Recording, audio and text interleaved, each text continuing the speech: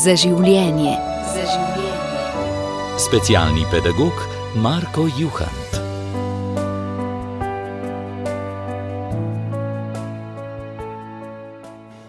Znova ga pozdravljamo v studiu Radia Ognjišče, Marka Juhanta, specialnega pedagoga. Dobrodošli. Dober dan. Gospod Marko, poslednjič takole v živo v teh radijskih oddajah, ampak seveda naše poti verjamem, da se bodo še srečevali, ne pa takole ob sobotah, dopoldne, tako uradno, radijsko. Zato že takoj na začetku povabilo poslušalkam in poslušalcem, da se oglasijo, pokličajo 01 512 10 00 ali pa napišejo mnenje, vprašanje, svoje izkušnje na studio@ognjisce.si. Gospod Marko, koliko let smo sodelovali? Jaz mislim, da je več kot 10. Zagotovo. Najbrž ne 12. Človek bi moral pogledati kakšne zapise davne. To se pravi, bi moral pogledati nekaj računalnikov nazaj, se temu reče. Ne? Zagotovo smo sodelovali desetletje, v tem času sva oba nekoliko bolj osivela. Ja, tudi ja. Ampak to so samo zunanji znaki. Res je. Ja, upam, da te besede res držijo in da tudi vi lahko tako čutite, da je bilo pa modrosti veliko, da se je vsaj bolj sčistila ta modrost tudi na področju vzgoje. In lahko narediva, ker desetletje pa že je neka doba. Marko, če se ozremo nazaj še globje na vaše začetke pri vzgoji, ko ste delali še po institucijah, veliko imate tovrstnih izkušenj tudi z najbolj zahtevnimi mladimi, ki so se najbolj upirali neki tradicionalni vzgoji. Ali se stvari spreminjajo? Ali lahko govorimo o razlikah v generacijah? Pa ne samo o tisti, ki se že od nekdaj vleče, že več stoletij nazaj. Vedno smo bili kritični do mlade generacije, ker je pač drugačna. Ampak dejansko ali opažate, da so določene razlike, ki so pa plod nepravih odločitev odraslih glav? Ja, zdaj vprašanje, a se pogovarjava o generacijah otrok ali o generacijah staršev, ker oboje gre vzporedno, ne? In za starše je značilno to, da vsaka generacija staršev želi dati otrokom točno tisto, česar sami niso prejeli po svojih željah. To se pravi, uresničujejo svoje stare želje na novi generaciji. In to tehnologijo imeti in jo imeti neomejeno, ne, to je zdaj posledica teh telefonov. Telefoni so posledica tega. Že starši, te najmlajši, so si želeli imeti tega več, neomejeno, in to omogočajo otrokom pač od rane mladosti, dejansko. Kakajo še v hlače, znajo pa že sprožiti pa prižgati telefon, igrice, priljubljene nadaljevanke, risanke, ne vem, karkoli že, ne. Zdaj, kako se bo zadeva odvijala naprej, življenje prinese svoje. Vedno se nekaj zgodi in se stvari precej spremenijo. Ena od zadnjih močnih stvari, ki je vplivala na vse generacije, je bil zagotovo COVID. In če vzamemo vse ostalo, vsaj zdravstvo se je spremenilo toliko, da se dajo stvari, za katere dejansko ni bilo nikoli potrebe iti tja, zdaj lahko urediš nadaljavo. Lahko. Je mogoče, ne? Nekaj se je vendarle spremenilo. Zdaj, vzgoja nadaljavo bila je mogoča 10 let nazaj, morda še.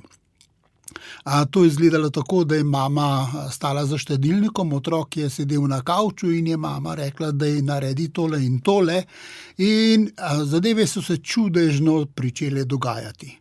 Danes, če mama ne pride v otrokov osebni prostor, se pravi, če ne pride izza štedilnika do kavča, v otrokov osebni prostor je sploh ne vidi in ne sliši. In še potem debelo gleda, se čudi, kaj hoče tukaj in zdaj, kaj spet je. Ta njihov svet je tako drugačen od generacij nazaj. V bistvu bi človek mislil, da se ukvarjajo veliko sami s sabo, pa se ne. Ukvarjajo se z mnogimi postranskimi stvarmi, sami s sabo pa ne. Ne razmišljajo, dekleta še malo bolj o sebi, medtem ko fantje pa čim jih vprašaš nekaj osebnega, zmrznejo. Zato, ker niso vajeni, niti ne želijo razmišljati o sebi. To je še vedno, mislim, da je bilo skozi vso človeško zgodovino, ena taka težka stvar za moške. O sebi razmišljati, o kaj čutim in še posebej, ne samo kaj doživljam, kako zdaj to name vpliva, to, kar čutim. In to povedati drugim, ne, to ni bila nikoli neka lahka stvar. Redki so bili moški, ki so to zmogli in morda so bile še bolj redke ženske, ki so ugotovile, da je to nekaj najbolj pomembnega v njihovem življenju. Ker potem so lahko polno zaživeli. Potem so tisto, kar rečemo, so se lahko odprli, so lahko povedali. So bili v domačem okolju in ne vem, svojo ženo, si bil lahko ranljiv. Lahko si bil. Ni bilo treba ves čas strašnih okopov gor držati in oklepov. In potem se je videlo tisto, ne, se nekatere gospe lepo povedo, moj dec je taka gora, to je, ne moreš misliti, ampak ko sem ga spoznala, sem ugotovila, da je en tak medo. In to dvoje, tisto, kar gre skupaj. Če je znala s tem medvedom delati, potem morda zna zdaj tudi delati z otrokom. In če ima fanta in mu omogoči, da se odpre, potem je lahko ne samo, da je občutljiv, to se pravi senzibilen, da čuti druge ljudi, da opazi, da razvije lahko čustveno inteligenco. Tak otrok lahko tudi poskrbi za svoje zdrave. To so tisti, ki ne bo potrebe obiskovanja kakšnih psihiatričnih ustanov in podobno. Zakaj? Zato, ker bodo osnovne stvari postavljene že v času otroštva. In seveda, zdaj pa pridemo do iste zgodbe, s katero sem začel. Starši želimo omogočiti otrokom vse, česar sami nismo imeli. In želimo jim omogočiti tukaj in želimo jim omogočiti zdaj. In manjka ena stvar, ki je bila ves čas zelo pomembna, da je dvignila motivacijo, da je dvignila razmišljanja o stvarih, ki si jih želimo ali pa ki jih potrebujemo. In to je pričakovanje. Ja, bova naredila tule piko in se k temu vrnila, ker je krasno izhodišče, pa vmes damo priložnost Marjeti, naši poslušalki z Ljubljane, ki ima za vas vprašanje. Gospod Marko Juhant je v studiu Radia Ognjišče, še zadnjič ga gostimo v sklopu Oddaj za življenje. Gospa Marjeta, hvala, da ste poklicali. Dober dan.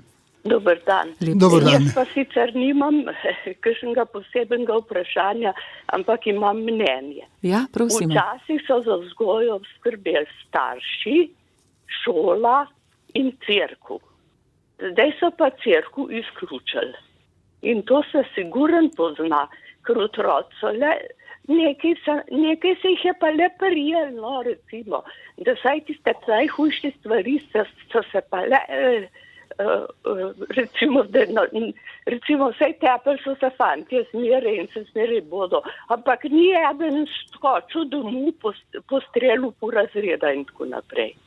To sem hotela povedati. Hvala, Marjeta, za vaš klic, za vaše mnenje. Marko, se torej tudi te vrednote spreminjajo, kdo jih nauči, odkot ta bonton? Ja. Težava je v tem, da so preveč zaščiteni. Neprestano, glede na to, kako skrbimo zanje in ste hitro lahko označeni kot slabi starši, če ni vsak hip otrok obvarovan, vsako sekundo, ne glede na starost. Nekoč je veljalo zelo preprosto. 8-letni otrok je lahko ostal doma za čas, ko so bili starši na delu. Sam. To se pravi 8 ur dela, pol ure do službe, pol ure nazaj, 9 ur je bil otrok sam doma in noben od staršev ni bil obtožen malomarnega ravnanja, vzgoje, opuščanja in tako naprej. In ti otroci so bili navajeni biti sami in se odgovorno obnašati do sebe. Ko smo odhajali v šolo, ko smo hodili peš, ni bilo zraven ves čas nekega spremljevalca, šoferja avtobusa in ne vem koga še, ki bi pazil na nas. In če smo se fantje, to se bo gospa dobro spomnila, če smo se fantje stepli, silno redko je tekla kri. Če že je pritekla z nosa in to bolj po nesreči. To so bile bolj rokoborbe kot kaj drugega, ne pa pretepi z željo, da bi nekomu povzročili trajne bolečine ali pa, ne vem, šlo je bolj za petelinjenje, merjenje moči, kdo je zdaj tukaj in danes šef, ampak potem se je stvar že nehala. Zakaj ni bilo silnih pretepov? Zato, ker ni bilo nikogar, ki bi za ranjenca poskrbel. Za žrtev smo morali sami poskrbeti. Če se je zgodilo, da je komu tekla kri, smo vsi začeli vleči robce in podobne stvari. Zelo preprosto. In tudi pretepa je bilo v hipu konec. In tudi naslednji dan se ni nadaljeval. In to je tisto, kar je različno od danes, ko se stvari ne razvijajo, ko je vse ustavljeno in potem se kujejo maščevanja in se vidimo, kako se dogaja po svetu. Na srečo pri nas še malo manj, ampak žal je verjetno samo vprašanje časa, kdaj se bo tudi pri nas dogajalo streljanje po šolah in podobne stvari, glede na to, kaj otroci slišijo, vidijo, o čem se med sabo tudi pogovarjajo, seveda. Hvala, ker kličete. Vidim, da se kar oglašajo telefoni. 01 512 10 00 je telefonska številka. Gospod Marko Juhant je z nami. Seveda lahko tudi napišete, če bi radi ostali anonimni. studio@ognisce.si. Marko, ob tem se seveda zastavlja kup vprašanj, kup ozadij. Vedno znova pravimo, da tehnologija popelje mlade v svetove, ki jih še ne razumejo. Brez te nekdaj desetletja nazaj pač nisi imel pogleda v to, kaj vse se dogaja nekje na drugi polobli. Danes je ta bližnjica morda prehitra dana otrokom, ni tega razumevanja. To je eden izmed kar velikih problemov. No, znova imava klic, bomo dali kar poslušalcem danes prednost. Robi iz Izole nas je poklical. Lep pozdrav. Dober dan, sončne Izole. Dober dan. Zdravo bogaten tudi z jodom, tako da to je res specialen pozdrav. No, hvala lepa. Ja, ga čutimo, tudi mi ste nas ogreli, Robi. Ja. Jaz bi na kratko, gospodu Marku bi se iskreno zahvalil za vse, kar nam je povedal v vseh dosedanjih njegovih oddajah, oziroma to je bil pač gost v studiu Radia Ognjišče. Res iskrena hvala, ker že mislim, da smo poslušalci marsikaj koristnega in uporabnega potegnali od tega ven in zato mu zelo, zelo lepo želim vse lepo in dobro v nadaljnjem poteku in tudi jaz kot upokojenec, pa en moj življenjski občutje v tej upokojenski dobi imam po predalčkanih 24 ur, tako da nimam časa, da mi neumnosti ne gredo po glavi. Ja, hvala lepa. Še enkrat iskrena hvala in srečno. Hvala. Dejstvo je, mene so tudi že vprašali, ti pa ti je kaj dolg čas zdaj, ko si v penziji in sem vedno odgovoril enako. Tudi 1 ure mi še ni bilo dolg čas. Preprosto ni časa za to. Še vedno je ogromno želja, idej in tako naprej. Je pa nekako olajšanje, pride razlika, ko težave drugih ljudi niso več tako pogosto tudi tvoje težave. Čeprav je seveda razlika, nekdo ima osebne težave, ti imaš pa poklicne, a ne? Se poklicno srečaš z problemom, to je čisto druga, a ne? Ampak z leti se nabere in enkrat je čas, da človek reče dovolj, pa saj so tudi drugi, ki so modri, izkušeni in bodo peljali stvari naprej, tako kot je treba in kot bo velel čas. Ja, hvala lepa res Robiju, ko je omenil te dolgoletne izkušnje in kaj vse ste nam predali, gospod Marko. So se mi začeli pa nabirati tudi solzice in verjamem, da jih bo še kar nekaj do 12, dokler bomo skupaj. Res hvala za te klice, 015 512 10 00 in pa studio@ognisce.si. Marko, res ne želim, da bi kazali na prste, da bi le tarnali, ker vemo, da vsak čas ima tudi svoje prednosti in da se stvari razvijajo, tudi tehnologija marsikaj nam je prinesla. Veliko dlje živimo, zdravje, vemo, kako je in zdravljenje, kaj vse že danes dosega tudi medicina, hvala Bogu, seveda napredek in razvoj. Ampak bi rada, da vendarle izpostavimo nekatere stvari, ki so pa svete, kot na primer dolgčas. Omenili ste ga. Če ni tehnologije, če ni teh zaposlitvenih zelo močnih klikov, ki te zaposlujejo, ti si priča zgodbam, potem dostikrat niti ne vemo, kaj bi počeli sami s seboj. Pa ne samo otroci, tudi odrasli. Še znamo zdaj, ko so dolgi večeri, brez ekranov posedeti, kaj pa takrat početi? Zdaj, če mi ni do branja, kaj pa naj bi takrat počel? Ja. Če ni tega svetišča z osrednjim ekranom. Malce provociram, ampak ta dolgčas se mi zdi zna biti kar problem pri vseh stopnjah starosti. Jaz mislim, da obstaja ena čudovita varovalka v življenju, ki prinese mir, ki prinese tudi tolažbo in ki poskrbi lahko za skoraj vsako minuto, ko imamo občutek, da zdaj pa ne vem, kaj bi počel. Imenuje se hobi. Če imam jaz vsaj enega od hobijev, potem se lahko tega lotim in spet odložim. Ne gre za to, da imam načrt, da bom dokončal do takrat in takrat tole in tole, da nisem v stiski, da nisem pod nekim dežnikom, ki me sili v ravnanje in enostavno mi pa pomaga, da hobi je nekaj, v čemer uživam. Nekaj po možnosti, nekaj, kjer me tudi moj partner podpira, če me žena podpira pri tem, seveda, a je lahko lepše, ja ne more biti, ne. Ravno včeraj sva zvečer se usedeva, pa poklepetava, pa hčera je tudi prišla še na obisk in sva rekla oba hkrati, kako je krasno zdajle, ko se zgodaj začne večer, stvari se umirijo, ustavijo in si najdeš čas zase. Dobesedno zase in moram priznati, da ne tiščiva ves čas skupaj, ne? Niso med tistimi pari, ki morata imeti samo 1 meter razdalje drug do drugega, ampak tudi sicer se dostikrat spomnim nekega pravila bližine, ki pravi, katera družina dobro funkcionira. Tole je zanimivo. Funkcionira dobro družina, v kateri so, ko so še otroci doma, ne, v kateri so člani med sabo približno enako oddaljeni. To se pravi, da so nekaj časa so lahko vsi po svojih sobah, vsakdo v nekdo je zunaj na dvorišču, nekdo je v kuhinji, nekdo je v dnevni sobi, nekdo je v svoji sobi.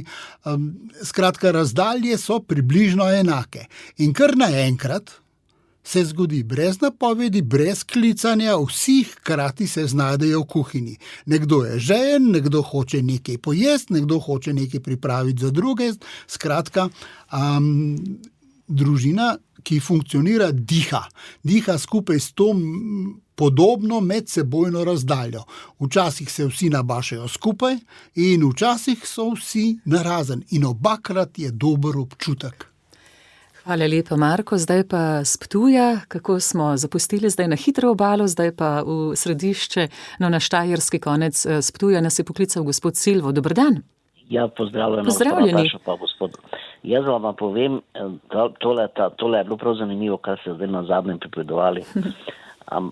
Poslušam vas že od začetka, kar ste začeli, gospod Marko. Ja, že vašega predhodnika, pa se ne morem trenutno spomniti. Ja, Žorža. Žorža, ja, on je prvi začel o razvajenosti govoriti. In jaz pa mislim, zato sem se pravzaprav oglasil, da se že razvajenost, posebej po mestih, začela že s 50 leti. Jaz sem zdaj v penziji, pa že tudi star, pa se mi zdi, da smo že mi bili malo razvajeni, pa smo bili trda vzgoja, trda šola, sploh jaz, ki sem bil v zavodu za slepe, sem bil dosti pač disciplini podvržen, ampak se mi zdi, se počutim zdaj dosti krat razvajenega. V čem pa, Silvo, če smem vprašati? Kako bi vam to opisal? Mogoče sem v otroštvu, ker sem pač bil do 3. leta v jaslih, se bolj ljubila s tim in se mi zdi, da se počutim razvajenega, če nimam nekoga ob sebi ali pa če nisem z nekom. Ne, prav zanimivo, ker v to smer sem želela Markota tudi sama povprašati, preden sva šla v eter. In Silvo, hvala za to izhodišče. Upam, da ga bom znala dobro oblikovati tudi v vprašanju.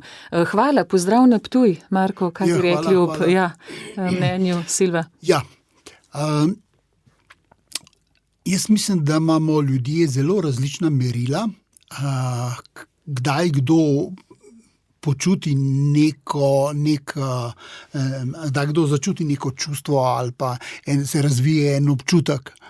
In eno od teh je razvajenost, druga, ki je zelo zanimiva za slovenski prostor, je pridnost. Zdaj pa nisem pridena. Jaz, ko sem začel delovati, tako kot sem do penzije potem delal, sem imel vedno slab občutek zjutraj, kljub temu, da sem dostikrat šele ob 9, 10 odšel recimo s predavanja ali z Primorske, ali z Maribora, ali z Murske Sobote, se pravi, je bila pozna ura, ko sem šel spat. Ampak zjutraj sem vstajal. Zakaj? Zaradi občutka, da nisem priden. To je bilo privzgojeno, zjutraj moraš vstati, zjutraj se dan lovi in podobne stvari, kdor leži, to krave zjutraj ležijo dolgo časa, skratka, na vasi živim, in to je bilo vedno če moraš biti priden, moram vstajati. No, in ko sem sam sebi enkrat dovolil, da pač, ker je delo kazalo, da moram premakniti zadevo malo naprej, pa da se je vseeno treba naspati. Potem nekaj časa je bila grozno slaba vest in sem se, točno tako, kot je gospod Silvo rekel, sem se počutil razvajenega, da se crklam sam sebe, da si omogočam, da nekako nisem upravičen do vsega tega. Ampak delo sem pa kar opravljal, pa zanimivo, se nisem meril po delu, koliko sem dober, pa koliko sem priden, tisto privzgojeno, priden moraš biti, ampak potem, kdaj sem vstajal. En sam znak, ki mi lahko pomeni, to so tiste, sem bil razvajen? Jaz imam občutek, da ne pravzaprav, in sem si to omogočil. Ne bom zdaj povedal, kdaj zdaj vstajava z ženo. Skratka, tisto merilo je bilo, seveda se je nanašalo na življenje nekdaj, ki ga danes nekateri še vedno, večina pa ne več živi. Ja, Marko, hvala. Tudi za nas premislek. To, kar je Silvo tudi omenjal, glede razvajenosti, sem vas želela vprašati, ker tudi sama se včasih ujamem v tem razmisleku, kaj je, da klonimo, da nimamo več te vere v življenje, da ne vztrajamo, si ne rečemo, saj bo, ampak hitreje rečemo, pa potožimo, pa... Kaj se je zgodilo s tistim primarnim žarom, živeti, rešitve? Ja, Tega se mi zdi, da malce zgubljamo, tudi na naše vsakdanje pogovore. In več, ko je tega, možgani še bolj razmišljajo o tem in se mi zdi, da kar pozabljamo na tisti žar, kaj se je zgodilo z njim. In kako ga potem dati tudi potomcem, če ga morda sam ne prakticiram, če ni dovolj jasno izraženo to. Ta žar je odlična prispodoba, ker gre točno tako, kot gre z žarom, tistim za pečenje. Ni kar takoj pripravljen, da opravi svoje delo žar. Je treba najprej majhen plamen, potem je večji, potem se mora razžareti, potem pa zadeve šele začnejo delovati tako, kot je treba. In jaz mislim, da nas je nekako prehitela ta želja po instant rešitvah. Takoj, zdaj hočem, pripada mi pravica in podobne stvari in smo pozabili na korake. Na to, da moraš eno stvar naenkrat pričeti in da se vsako dolgo in uspešno potovanje prične s prvimi koraki. In si še zelo daleč od tega, da bi karkoli se pokazalo. Vendar, če premisliš, kako se boš lotil zadeve in začneš s prvimi koraki, kar naenkrat dobivaš od znotraj, ker si na poti in ker imaš občutek, da si na pravi poti, dobivaš energijo od sebe, ne od drugih. Hudo je, če si ves čas odvisen od drugih, od pohvale drugih, od meritev drugih, ki te sodijo tako ali drugače. Ko pa samo ugotoviš, tole pa bo dobra rešitev, a ne? Ne vem, če si predstavljate, če imate en tovornjak zemlje, ki jo želite razgrniti po vrtu, samokolnico po samokolnico. Zelo enostavno, ampak vsaka, ki jo streseš, še ne pomeni, da se počutiš dobro. Ko pa ta prvo samokolnico, ko jo razgrneš in odkriješ, kako veliko površino si pravzaprav pokril in to je zdaj poravnano in gladko in lepo bo, takrat pa doživiš tisto energijo in ne moreš odnehati. In te zmotijo stvari, kot je slabo vreme ali pa kaj podobnega, ali pa da imaš nekam zaita, ne? Da imaš nekaj neodložljivega, a pa ravno danes. Mislim pa, jaz bi tako z veseljem še vedno s tisto samokolnico, pa s tisto lopato, z grabljami in tako naprej. Zakaj? Zato, ker vidim korake. To je tudi prednost del, ki jih mnogi od nas ne maramo opravljati, takih fizičnih, konkretnih del. Vsi si mislimo, kako bi pa delal z ljudmi. Vam povem, tedne, mesece, leta, včasih ne vidiš rezultatov. Šele kasneje se pokažejo in zato moraš biti zelo trden in zelo dobro prepričan v tisto, kar počneš. Vedeti kako, imeti izkušnje, to že toliko let zadaj, da si potem upaš, pa še se sprašuješ. Obstaja izraz, občutek lažnega profeta, a ne? Se pravi, če se sprašuješ, a sem res tako dober, a sem res to jaz, a bom jaz to zmogel, a si samo domišljam, a ne? Ampak, če pa vzamem tisto samokolnico nazaj, lopato, grablje, začnem, dela bo veliko, mislim, samo po sebi se ne bo zgodilo, a ne? In je za obupati, če ne začnem. Takoj, ko pa začnem, pa pride upanje. 1, 2, 3, 5, 50, 500, vseeno koliko.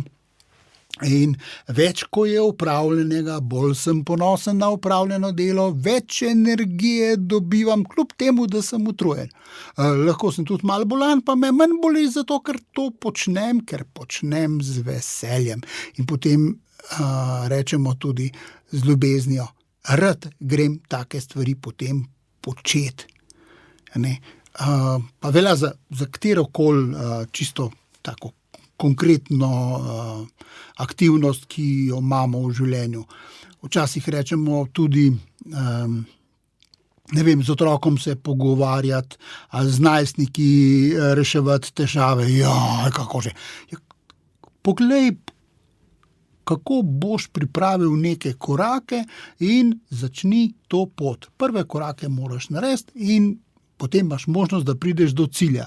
Sicer, če ne začneš s prvimi koraki, cilj ni nikoli bliže. Sam od sebi se ne bo približal. Glede razvajenosti, ki jo je omenil Silvo, bi lahko precej razčlenjeno in skorajda filozofsko razmišljala gospod Marko, ker družba si želi napredka, zato si tudi lajšamo stvari, se tudi pišejo zakoni, da bi na primeru enega posameznika na nek način preprečevali, da bi se kaj podobnega slabega še komu zgodilo. Skratka, strmimo k temu, da bi urejali stvari, ampak a ni po svoje paradoks, da se pa na neki točki pa začnejo stvari obračati nazaj. Če je preveč udobja, morda je lahko poskrbljeno za vse, ampak mi kar padamo v neki apatičnosti. A ni zanimivo? Ja. Kot bi vendarle ne smelo biti v življenju, torej vsega ravno prav, ne preveč dobro. Kje je zdaj tisto ravnovesje, ki ga lovimo? Bova na to pozneje ali... Ja, kar odgovorite, Marko. Čisto na kratko. Ja, ker imava še eno vprašanje. Jaz mislim, da obstajajo neke lažne ideje o tem, da bi nam moralo biti ves čas lepo. Če ni vloženega nekega hudega truda, ni hudega zadovoljstva. In tako imam oboje. Imam ono hudo in imam tudi tisto najlepše. To dvoje se ponavadi pojavi v kombinaciji.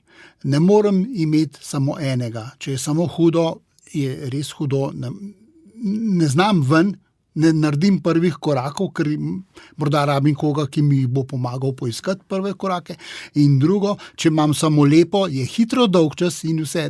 Lejte, poročna torta je samo takrat dobra. Vsak dan jest to, ne bo v redu. Hvala lepa, Marko. Gregor se je oglasil. Zanimivo, da možje... Moški, moški. Sem res vesela tega. Ker sva rekla, da malce bolj zadržano govorijo o svojem notranjem svetu, pa sem vesela, Marko, morda je pa to tudi eden izmed rezultatov vašega dela, vašega tudi govora, načina podajanja je seveda moškim blizu.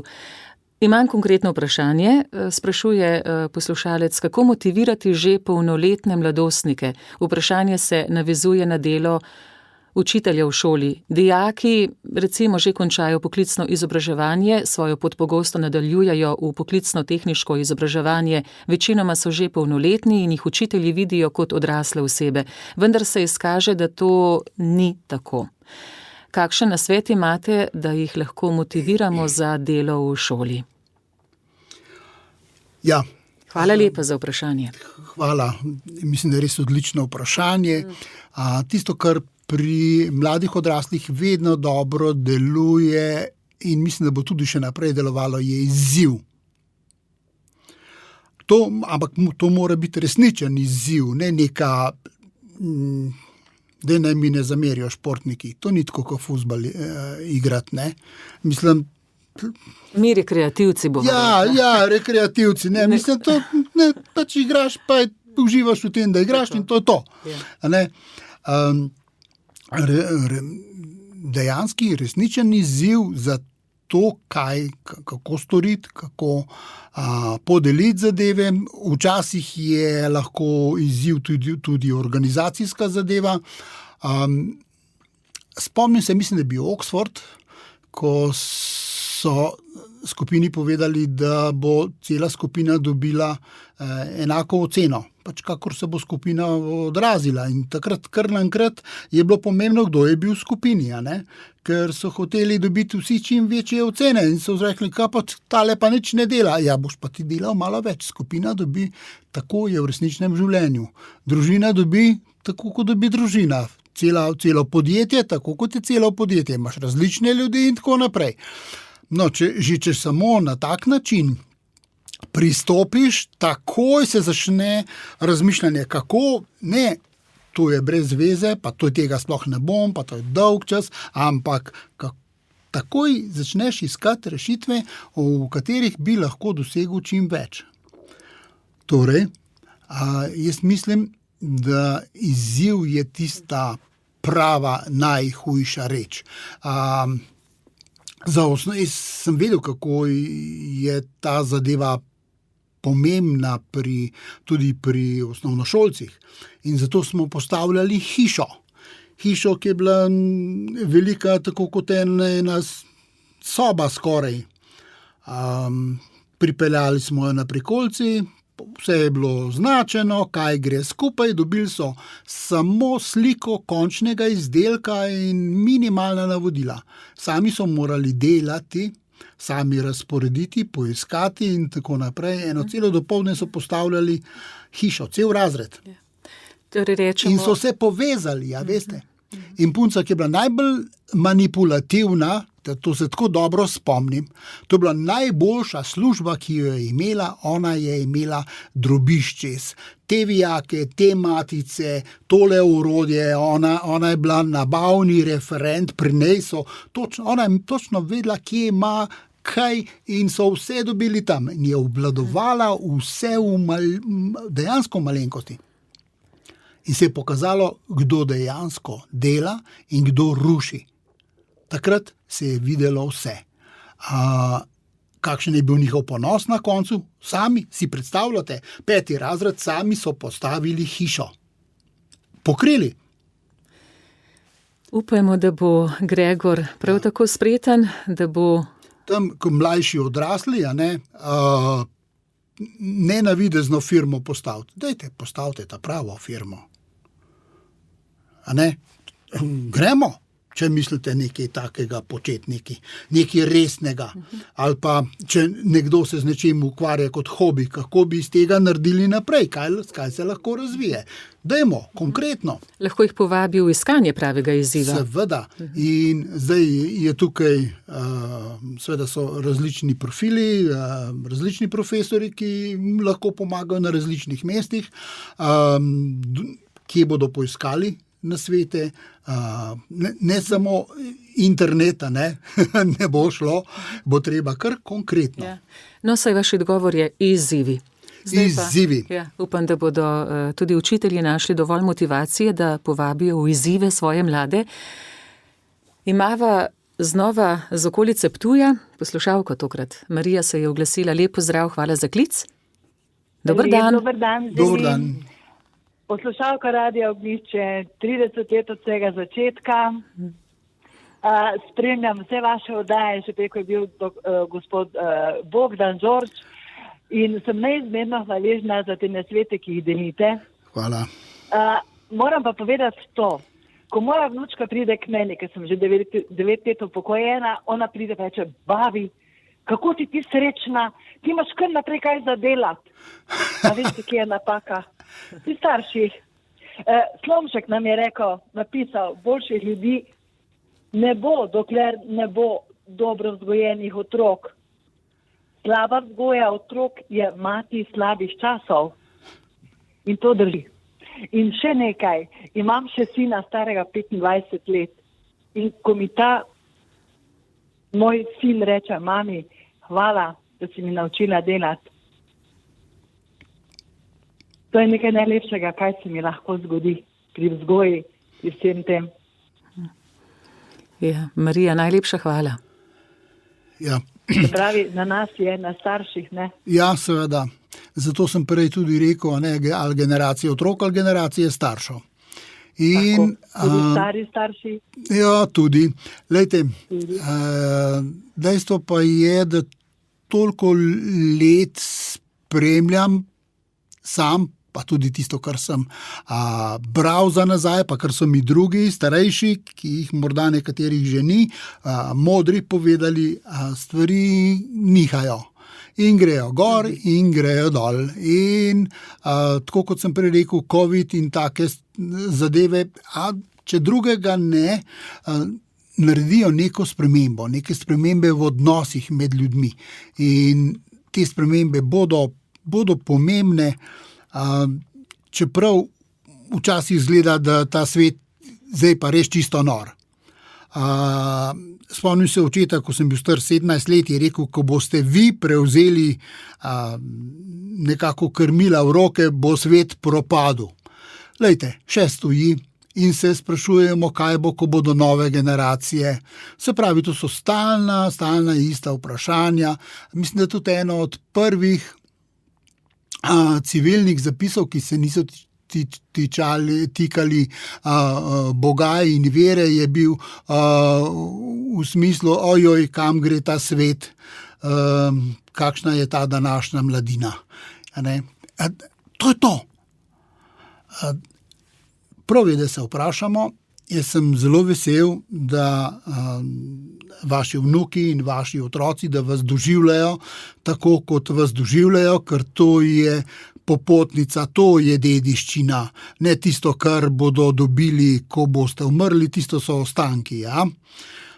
Dediščina je pa to, kar jim zdaj dajete. Občutek, da imate vedno nekaj za početi, da vam ni nikoli dolgčas in da očitno v tem uživate in da naslednja generacija, se pravi, da so hvaležni vaši otroci za tiste življenjske nauke, ki so jih od vas dobili. Tako lahko samo rečem, bravo, čestitam.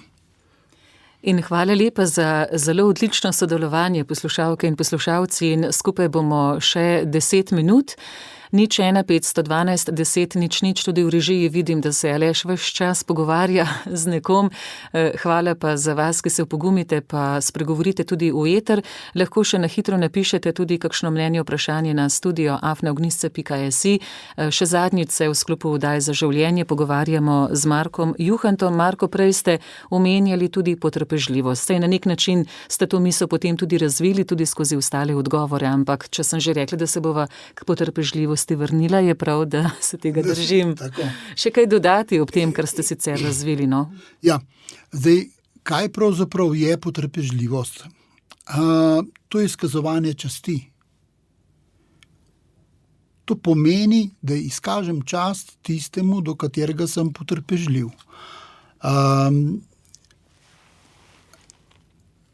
Dodam neko vrednoto temu, kar ta človek počne in te osebi. Kako smo potrpežljivi pri majhnem otroku, ki se še nekaj uči. 50krat, 60krat, 70krat neko stvar naredi in še ga spodbujamo in še bomo potrpežljivi. Jaz upam, da bodo tudi naši otroci, če smo jih prav naučili, tako potrpežljivi z nami, ko bo treba 5krat, 6krat, 7krat, bo mogoče malo, kakšna nula bo umanjkala, ampak bo treba večkrat kakšne stvari narediti in če imamo generacijo za nami, ki bo tako ali drugače malo poskrbela za nas, bomo zelo veseli, če je kdo potrpežljiv. In to preprosto pomeni dati čas. Dati čas in ne biti preveč modr z nasveti. Hitro dajemo nasvete, hitro iz tega nasveta, če ga prevečkrat ponavljamo, nasvetu, ki ga velikokrat ponavljamo, se reče pridiga. In pridigamo doma, pustimo pridigo v župniku, mi doma pa, če enkrat povem, bo dovolj. Če mislim, da je treba spet povedati, lahko to storim tudi z vprašanjem. A veš, zadnjič sva že imela tole situacijo, a kaj veš, kaj sva se pogovarjali. Ja, saj res. Glejte, to je spoštovanje. To je čisto nekaj drugega, dam priliko, da se ta oseba, da se sama spomni, jaz pa dam čas za to. Jaz dam svoje potrpljenje. Zdaj, če nisem potrpežljiv, trpijo oni drugi, ker koren besede je trpljenje, trpetje, ne, potrpljenje. Če nisem jaz, bo trpel oni drugi, ja. Jaz pa svoje trpljenje izberem, točno ga izberem in ga oblikujem. In ker ga oblikujem, ker vem, na katere načine vse lahko tej osebi pomagam, to trpljenje ni več trpljenje. Ja, to je tisto, kar sem prej omenil, to je za izziv. Kako lahko nekemu človeku pomagam? Ne vem, starejši človek, ki ga vidiš, da se pripravlja k hrani in včasih je treba samo reči ti, a viš, da si malo daleč od mize. Pa če pride se stol, pomagaš, da si stol premakne bliže k mizi in bo hrana ostala na krožniku, če kaj pade z žlice. zelo preprosto, zelo malo je včasih treba, pa vendar na nas je, da si vzamemo čas in dostikrat nam pomaga namesto ukaza, namesto razlage, vprašanje je dosti boljše. Manj je prodorno, manj je vsiljivo. Hvala za še eno zelo močno, Marko. Se vam zdi, da bi se res lahko v preskoku preoprašali, kaj bo, ko bomo nemogo, ko se bodo vloge zamenjale? Ker velikokrat v svoji starševski vlogi res mislimo, da bomo večno močni in nadvladovali. Ja. Kako hitro se to obrne, potem se pa na stara leta sprašujemo, zakaj ni pravega odnosa, ni zaupanja in da ne naštevam, pa zgubljam zdaj minut. Skratka, to je res zelo, zelo tehtno. Ta pomislek, kaj bo, ko se stvari obrnejo. Če naučimo te mlade, če smo potrpežljivi z njimi, tudi ko so odrasli, to je tisto, kar potrebujejo. Zato, da bodo vedeli, kaj to pomeni biti odrasel. Da ne zahtevamo od njih, česar jim mi nismo dali. Ker smo bili zaposleni, preveč v svojem svetu, v svojih skrbeh, saj poti naše so dokaj podobne. Točno tako. Ja, najlepša hvala za to tudi vašo misel. Kot rečeno, Aleš v režiji ima polno dela, sem pa hvaležna za tole sporočilo. Mislim, da 2 staršev, ki sta kar lepo povzela, kar marsikdo misli ta trenutek. Vprašanje v obratno smer. Kako naj se približam svojemu očetu, ki se je oddaljil od mene, pa ga pogrešamo? Dobrih 55 let ima gospod, ki sprašuje, je poročen, 2 otroka, oče pa skoraj 80. Skratka, tudi različno ideološko. Gospod je dejaven v župniji, v cerkvi, medtem ko oče pač ima drugačno mnenje. Torej, kako pa v obratni smeri? In smo hvaležni, ker tako lepo nadgrajuje to, kar sva ravnokar omenila. Kako pa, ko otroci želijo jatasti? Ja. Delamo v bistvu tako, kot bi delali z nekom drugim starejšim, ki ni naš sorodnik, pa ga spoštujemo. Se pravi, če jaz vem, kaj ga zanima, sej meni ni treba, da sem jaz zelo aktiven v cerkvi, če oče želi biti, jaz lahko ga pa pri tem podpiram. Lahko mu povem, da mi zelo ustreza, da si je našel in da se mi zdi pomembno, da je našel nekaj tisto, kar on potrebuje zase. Tu je pa ravno obratno. Naš poslušalec je veren, oče pa ne. Aha, če jaz poiščem, kaj pa mojega očeta vendarle zanima. Prepričal ga ne bom. Življenjske izkušnje so bile take, toliko let morda tudi ni bil vzgojen v tak svet že od začetka, ne? In kaj ga vendarle zanima. In se začnem pogovarjati o tistem, tu mi je bližnica, kar njega zanima, o čem se pa on pripravljen pogovarjati, kaj je tisto, kar ga še vedno vznemirja, kaj je tisto, kar bi rad uredil, kaj je tisto, za kar, ne vem, če vidiš, da gleda, ne vem, televizijo, poročila ali karkoli že, kaj je tisto, kar ga tako potegne, da nazadnje reče, moram hitro lulati, nisem mu prej časa. Kaj je? Pogledam, kaj ga zanima. To so stvari, v katerih se lahko z njim pogovarjam. To so stvari, ne da ga prepričujem. Grem v pogovore, mu dam vedeti, da njegovo stališče vsekakor, da ga spoštujem, da ga cenim, če me vpraša, lahko povem, da imam jaz drugačno, zakaj imam drugačno. To ne pomeni, da bo nastal prepir.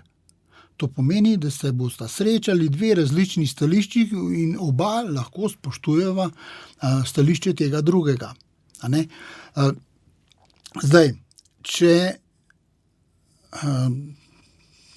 nekako ne znam priti blizu, morda je tretja oseba, ki mi lahko pri tem pomaga. Morda vnuki. Morda, a ne? In nekaj, skratka, poiščem nekaj, s čimer spravim ven iz tega kokona, iz te osamljenosti, v kateri se ves čas nekaj razmišlja, verjetno, možakar, ne? Ves čas razmišlja, išče rešitve in tako. jaz želim biti samo en del tega življenja. Da je stik. Da vem, da če bo kdaj kakšna potreba, če bo res neka nuja, da se bo tudi obrnil name. Ne, da bo rekel, itak me ne razume, itak me ne posluša, itak, ampak da bo to izkoristil, da me bo resno jemal kot še vedno, kot ene vrste partnerja v življenju. Oče pa sin, sej... Kljub temu, da ni razumevanja, samo biti zraven. Ja, biti blizu. Ja, da že če te pusti blizu, če je pa res, treba je biti tam. To ni nadaljavo, telefon ne pomeni nič. Sicer sva že pri kraju vdaje, pa vendarle, ker se je oglasila 4-članska družina, včasih je treba stvari večkrat ponoviti, ne želijo podvigovati glasu, zato sprašujejo, kako doseči, da bi se ubogalo. Očeta sicer bolj ubogajo otroci, ker je tudi bolj strog, njo pa ne prosi za nasvet, ker ne bi pa rada dvigovala glasu, jo povsem razumem, kdo pa. S tem izgubljaš energijo, pa vprašanje, če kaj dosežeš. Bi se dalo to na hitro odgovoriti? Hvala za vprašanje, izjemno. Na hitro se da. Obstaja en cel sistem na vzgoja.si, ampak to je zdaj, tam je po korakih. Hvala za ta nasvet. Ja. Kako se odzvati brez upitja. Ja. Krasno, vzgoja.si. Ja, vzgoja.si. Naj pogledajo. Točno tam, to so stvari, ki izvirajo iz mojega dela in tako naprej. To je eno. Drugo pa načeloma je manj ukazov, samo pomembne stvari. In povedati jim, dobiš v celem popoldnevu dobiš 3 ukaze. Te 3 imaš za narediti brez odlašanja, brez. Ostalo se bomo pa pogovarjali. In potem se res držim tega. Samo 3, ker drugače je pa nič, zdaj pa samo še. Brez dodatkov. 3 na dan. 3, recimo v popodnevu, to zmorejo. In jih kar vprašam, a zmorete 3? Zmorem. Hvala lepa. Skratka, vzgoja.si, tam lahko dobite kup nasvetov, pravzaprav je kar strnjeno vaše življenjsko delo, kaj ne, gospod Marko.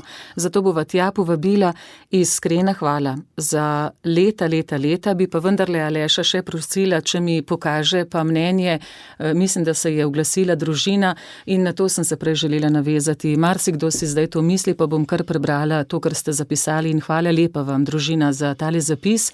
Gospod Marko Juhant, hvala za vse oddaje. Obema z možem, torej žena je napisala te besede, so nama mnogokrat pomagale. Največja pohvala prihaja iz strani najinih otrok, ki so najine nove vzgojne ukrepe pospremili z besedami. Sta spet tistega strica poslušala. Skratka, se vam zahvaljujejo in želijo blagoslova. Zdaj pa se tudi meni glas trese. Hvala, gospod Marko Juhant, za vse. Preprosto rada vas imam. Hvala vam za ta leta. Hvala za povabilo, že za ta prvo, in hvala tudi za tole današnje. Jaz bi staršem želel veliko vzgojnih uspehov in veliko tistega drobnega osebnega zadovoljstva. Iskrena hvala tudi za zaupanje z vaše strani, gospod Marko Juhant. Srečno na kvadrat. Nasvidenje.